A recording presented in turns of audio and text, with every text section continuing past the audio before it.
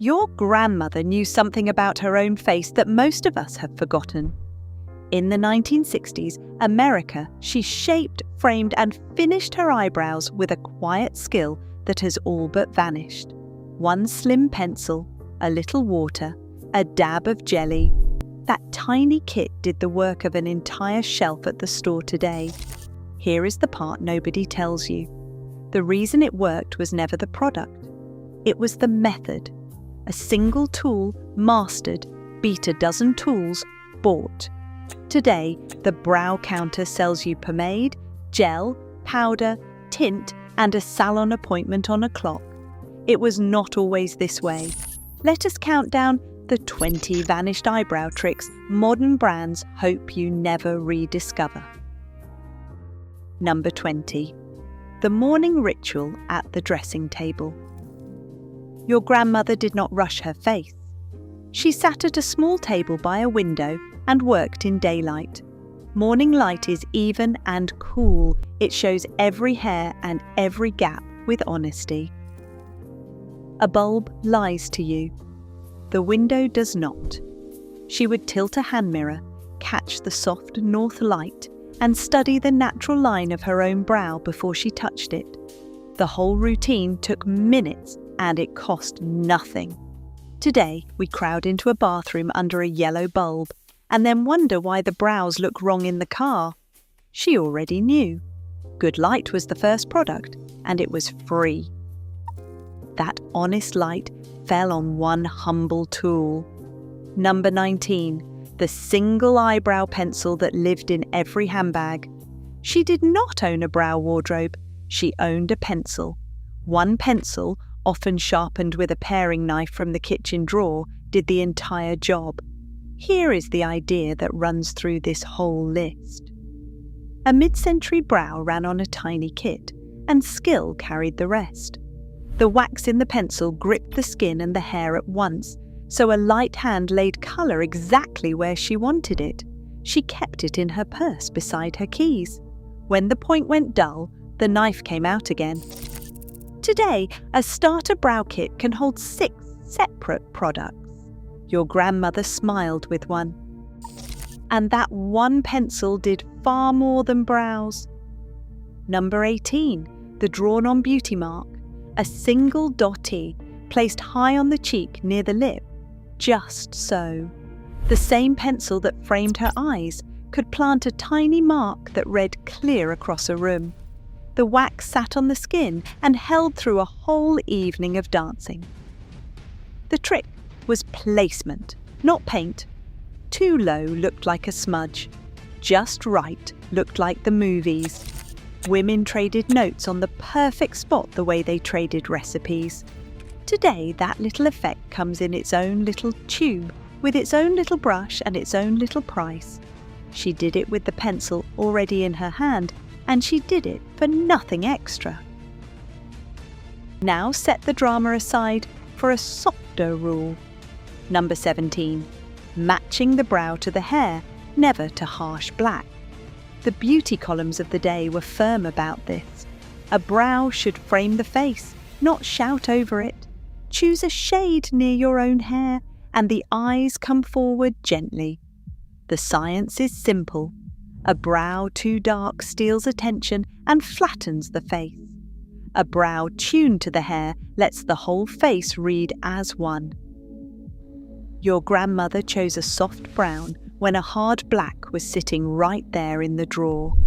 Today, a whole genre of online tutorials exists just to walk people back from brows drawn far too dark. She would have saved them the trouble with a single sentence. And then there were the women who broke every soft rule on purpose. Number 16, the Sophia Loren method, the brow built from nothing. The Italian star did something that still sounds shocking. She removed her natural brows almost completely, then drew new ones back on, hair by hair, with tiny feathered strokes. Each little line stood in for a single, real hair. From a few feet away, the eye read them as genuine. It was painting, not drawing. She traded the brows nature gave her for brows she controlled entirely. Some women at home tried a gentler version, plucking thin and rebuilding with care at the mirror. Today we chase the opposite dream, fuller and fluffier, often with a tattoo needle or a 6-week salon treatment. Sophia needed only a steady hand and a sharp pencil. Let us pause here for a moment, because that steady hand is the whole secret. Think about what Sophia Loren actually proved. The result did not come from a special product. It came from a method anyone could learn. This is the heart of what I call the one pencil principle. A mid-century brow routine ran on a handful of multi-purpose tools: a hard pencil for colour and line, a cake of pigment loosened with water, a dab of petroleum jelly for hold and shine, a stiff little brush to groom and blend. 4 humble things plus a trained hand covered every job. The pencil deposited wax and pigment in thin layers, so the wearer built the brow stroke by stroke and stopped exactly when it looked right. Nothing dried out, nothing expired in 90 days. The skill lived in the woman, not in the packaging. Your grandmother was not buying results, she was performing them. That is why her face looked finished with so little on the shelf. The tools were cheap and dumb, the hand was smart. Hold that thought, because the rest of this list is really one argument told 20 different ways. Start with the cheapest tool in that kit. Number 15. Cake colour brought to life with a little water. Maybelline sold a hard cake of pigment in a small red case, and women wet a tiny brush, rubbed it across the cake, and stroked the colour onto lashes and brows alike. That original cake first reached store shelves in 1932 for 10 cents.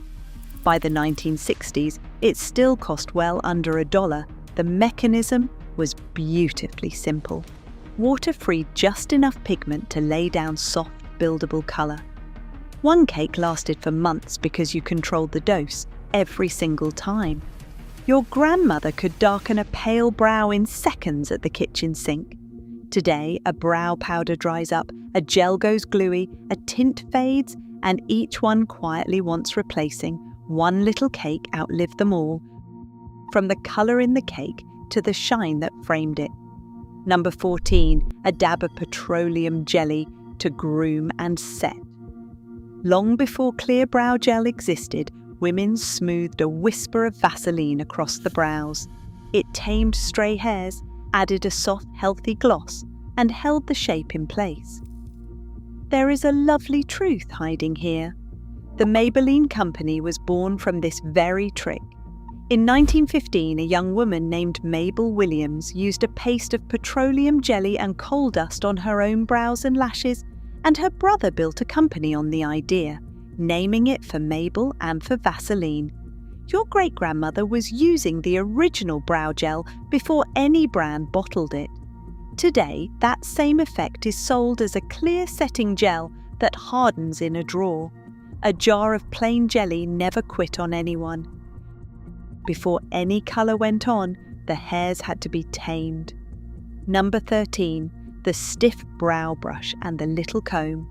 A firm bristled brush, sometimes paired with a fine metal comb, swept the brow hairs into one clean direction.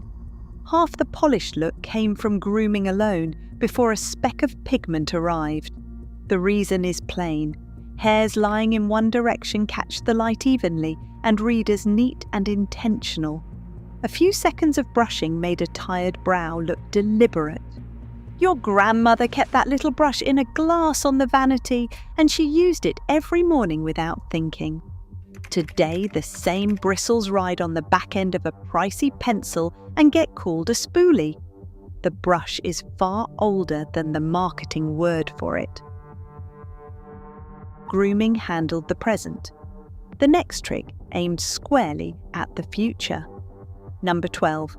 Castor oil at bedtime for fuller brows. Many women believed that a nightly dab of castor oil or plain petroleum jelly would coax thicker growth over time. Whether it truly grew new hair is still debated, And the honest answer is that the evidence is thin. What it certainly did was condition the hairs and the skin so the brows look glossier and lay down better in the morning. The method was humble. A clean fingertip, a tiny amount, smoothed in before sleep. Your grandmother swore by it the way she swore by her other home remedies. Today, that same idea returns in fancy brow serums with long ingredient lists and even longer prices. The bottle in her cabinet cost pennies and smelled faintly of nothing at all. Here is where a little artistry crept in. Number 11. 2 shades blended for depth. A flat single colour can look drawn and hard, so a careful woman went lighter at the inner head of the brow and deeper toward the tail. The eye reads that gradient as natural, because real brows truly are paler where they begin. With one pencil, she could press lighter at the front and firmer at the back, building the shift with pressure alone. No second product required. Your grandmother understood shading the way a painter understands it, by feel. Today, that very effect is sold as a 2-ended pencil, or as a pencil plus a powder plus a setting step.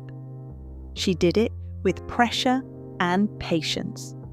The face, not the receipt, showed the difference, and shading was only half the sculpting. Number 10. Brushing the brows up and out to fake a higher arch.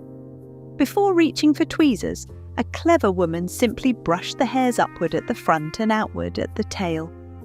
The brow instantly looked taller, more open, more awake.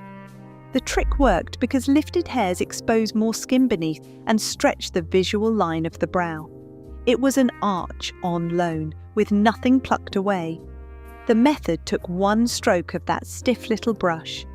Your grandmother could open up her whole eye in the time it takes to blink twice.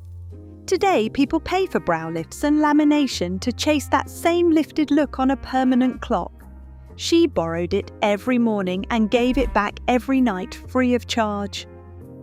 All of these tricks served one grand goal, and one famous film made that goal unforgettable. Number 9. The elongated eye made legendary by Elizabeth Taylor.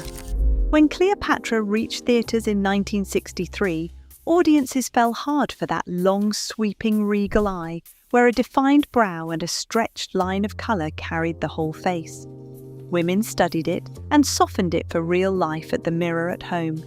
The power was architectural. A brow lengthened toward the temple pulls the eye outward and lifts the entire expression.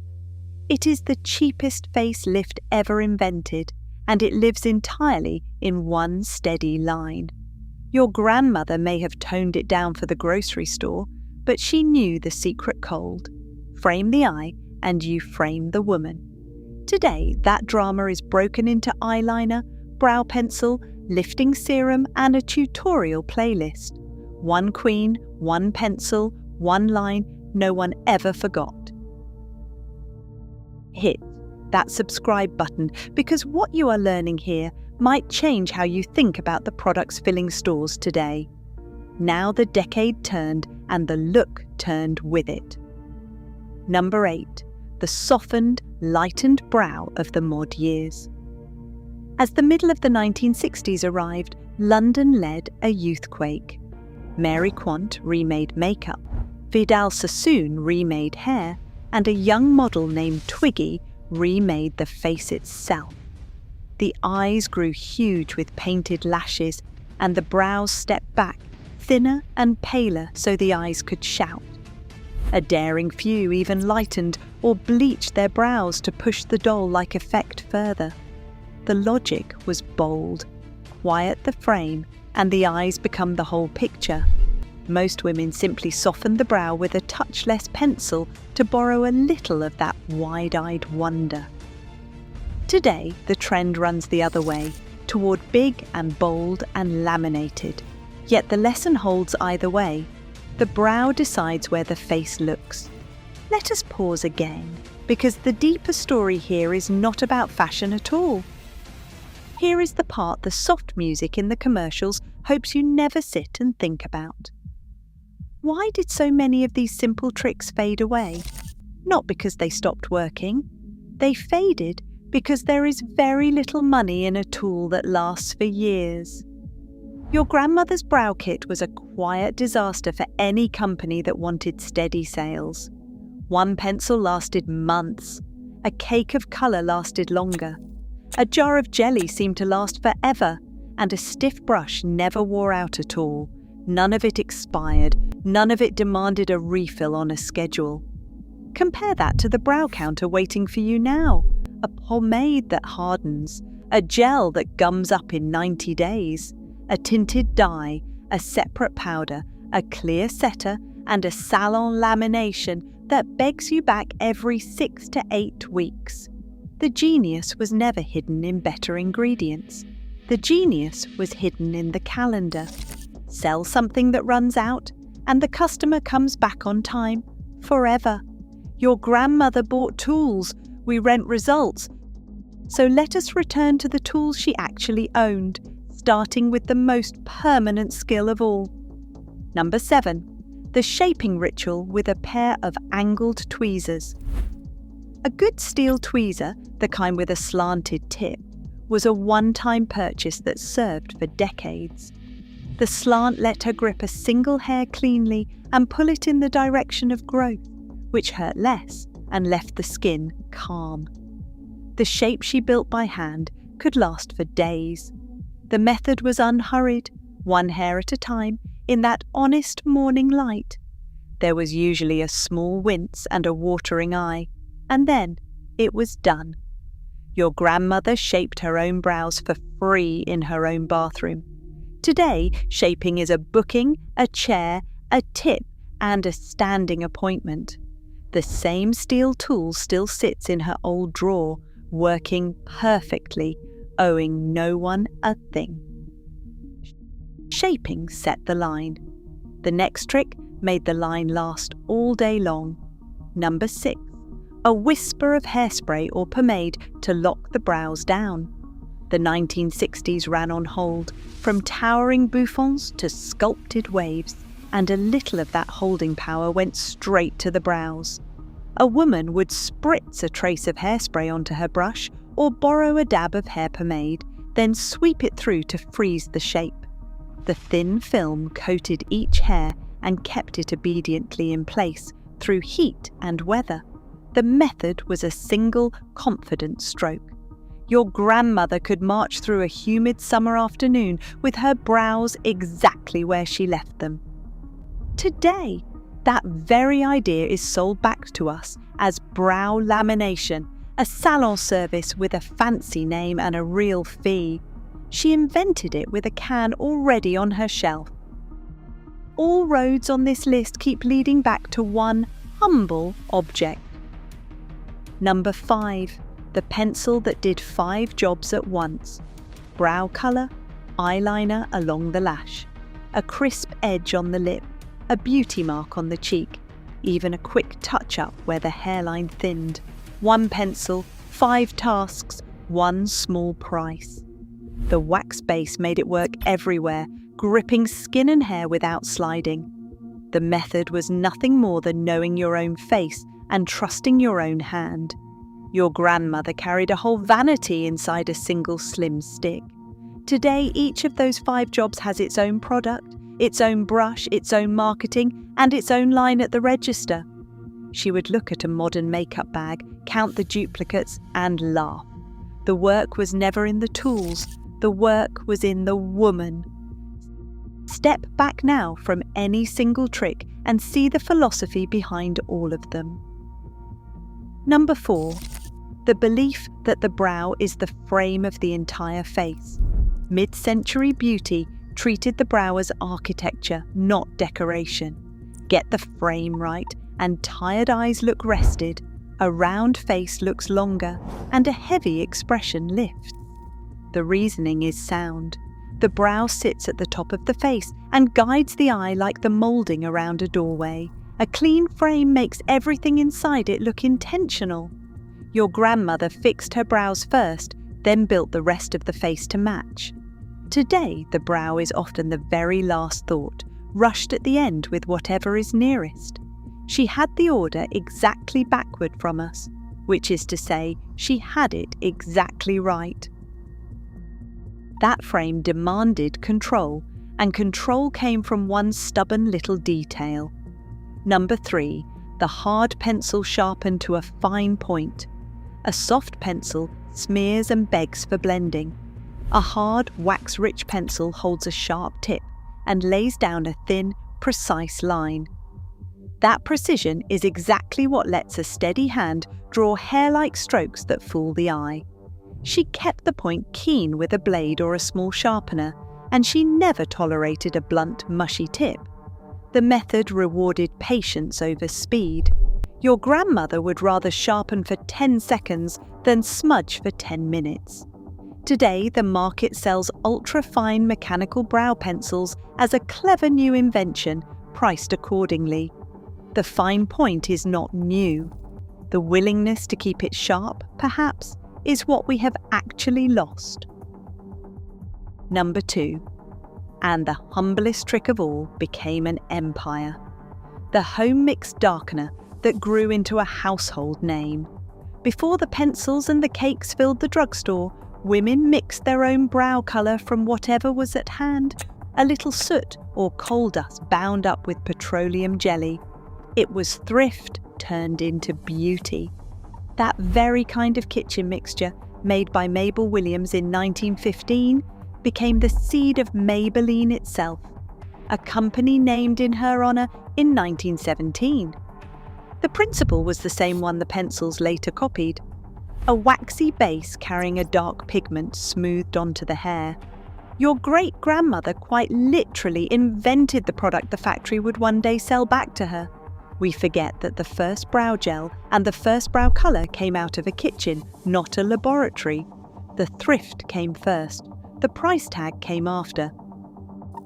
Which brings us at last to the trick that holds all the others together. Number 1. The feathered brow drawn stroke by hand with a single pencil. This is the whole list in one move. Not a product, a practice. A woman would tilt her head into the honest light, sharpen her one pencil to a fine point, and lay down tiny feather-light strokes in the direction the hair grew. Each little line stood in for a single hair. She built the brow slowly, judged it in the mirror, and stopped the instant it looked like her own face on its best day. The skill lived in her hand and her eye, not in any jar. That is the one pencil principle, complete. The tools were cheap and few. The talent was earned and free. A modern brow routine can involve a dozen products, 2 appointments, and a tutorial, and still look painted on. Your grandmother reached for one pencil and looked entirely like herself. We did not lose these tricks because they failed us. We let them go because no one could sell us the patience they required, and patience, it turns out, was the most valuable ingredient of all. So here is what I would ask of you. Pick 3 of these and bring them back to life this week. Sharpen one pencil and try the feathered hand-drawn brow from number 1, slowly in good daylight. Smooth a tiny dab of petroleum jelly across your brows the way number 14 describes, and watch the soft, healthy shine appear. And before you reach for a single tweezer, brush your brows up and out the way number 10 teaches, and see how much your whole face opens. I will be honest with you about my own little experiment. I found an old hard cake of brow colour, the kind you wake up with a wet brush, and I fully expected a frustrating mess. Instead, the colour went on soft and buildable. It sat all day through a long walk and a sudden rainstorm, and it outlasted a modern gel I had quietly trusted for years. I stood at the sink a little stunned. A tool older than me had simply done the job better. So tell me in the comments, would you trade your whole brow shelf for a single well-sharpened pencil and the skill to use it? Or does the convenience of all those modern products still win your heart? I truly want to know where you land. Because somewhere, your grandmother sat at a small table by a window with one pencil and a steady hand, and she already knew the answer.